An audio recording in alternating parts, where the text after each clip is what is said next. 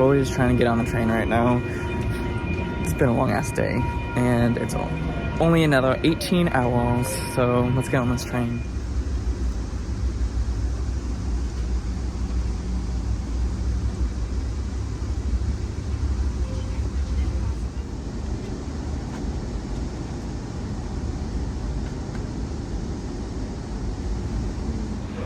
Welcome to Seattle. Literally just unloaded off the bus since we had to pile onto that and continue our stops instead of being on Amtrak.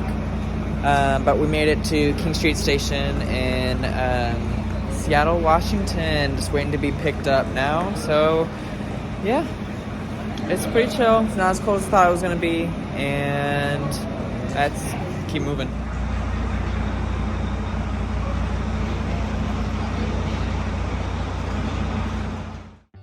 Finally arrived at the dealership, and I'm gonna go ahead and just go on out, take a look at it, then go on into the office and finish up some paperwork so then we can go ahead and hit the road. Okay, so I finally made it to Bellingham, Washington, and I'm at Bellingham Ford picking up my 2016 Ford Econoline, and I want to go ahead and show you guys and walk around it, and then I also show you what you could probably do if you didn't want to do a box truck like this. What a lot of people do is the Transits, and I'll go ahead and show you guys what one of those looks like compared to this. But let's go ahead and walk around this and just show you how it sits now before I actually start the build.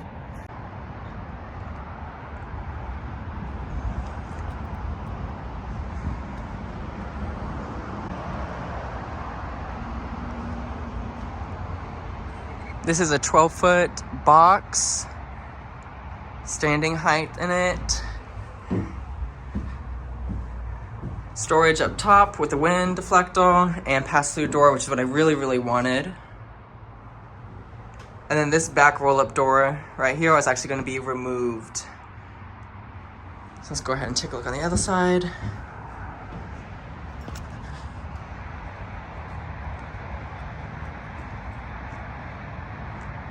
Again, they treated me very well here at Bellingham Ford. I'm actually from California. I'm having to pick this thing up. So they definitely do out-of-state deals really well. It only has 78,000 miles. Cruise control, very clean in here.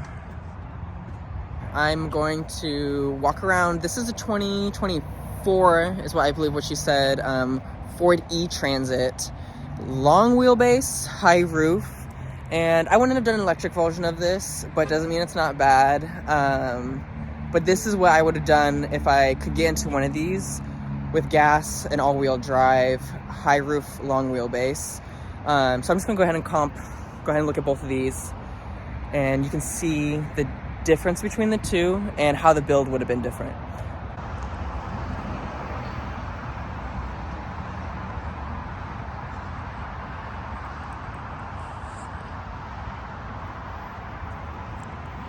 So again, this is a long wheelbase, high roof, so you definitely have plenty of space when you build it out to fully stand up in.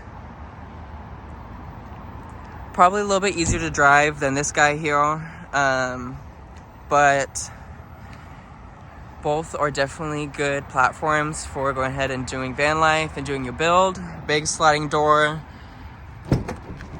easy to open. I don't know if I can walk in here.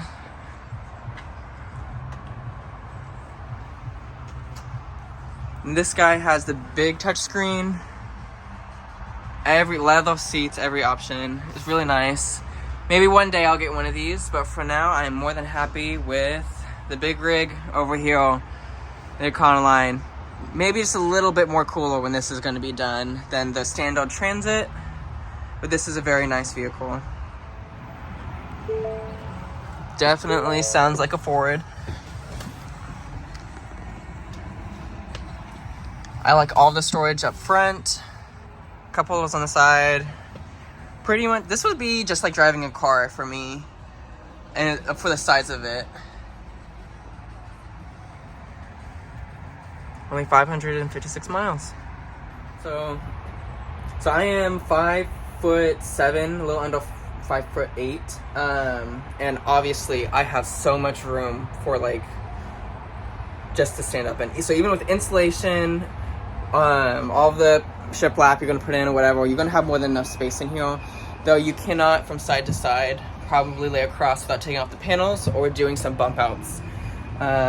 But again, really great platform. This one's for sale at Bellingham Ford in Bellingham, Washington. So if you guys do think about getting a Transit, especially in this local area, or even want to get one shipped, go ahead and reach out to Michelle, if she doesn't mind me saying her name. She was amazing in this process of picking up my van and allowing me to go ahead and walk around this electric version of the Transit here. Yeah, but I do have a 800-mile trek back home to California I got to do in one day, and we're going to take my new rig that I just picked up, sign the papers for it, and try to make it back home in one day, unless it gets way too late. But go ahead and go with me on this journey, and this is day one of van life and a van build. So we're finally heading off, leaving Bellingham, Washington. It's gonna be a long drive back. I'm gonna try to make it back to Northern California in one day. So let's go ahead and get this drive on. So I am currently right outside of Vancouver, Washington. I'm gonna try to get across the bridge and through Portland as quickly as possible. But I'm assuming, since the time is what, freaking 3 something, I'm gonna hit traffic by the time I get there. But I have an ETA of almost 11 o'clock arrival tonight in California.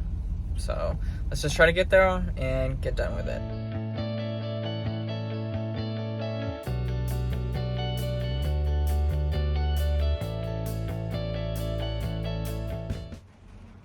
I don't even know what to say. I am so tired that I think it's becoming unsafe for me to drive. So I'm at a rest stop a little bit outside of Reading, and I'm just gonna go ahead and try to sleep for a little bit in the box, even though it's freezing cold and it's raining and I have nothing to sleep on but I'll show you, give me a second. This is all I have to sleep on. My clothes from my bag, I have a pillow, and I have a little blanket. That's it. So I'm gonna try to sleep on that.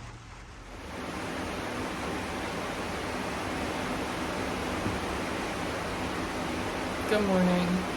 It's pouring rain out there. It's at 7 a.m. I have been here for like 7 hours. It's more than a nap.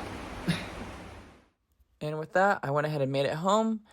And if you'd like to go ahead and follow along with this journey, go ahead and hit that subscribe button. And it would be much appreciated if you hit that like button as well, as I go ahead and navigate making YouTube videos and building this van.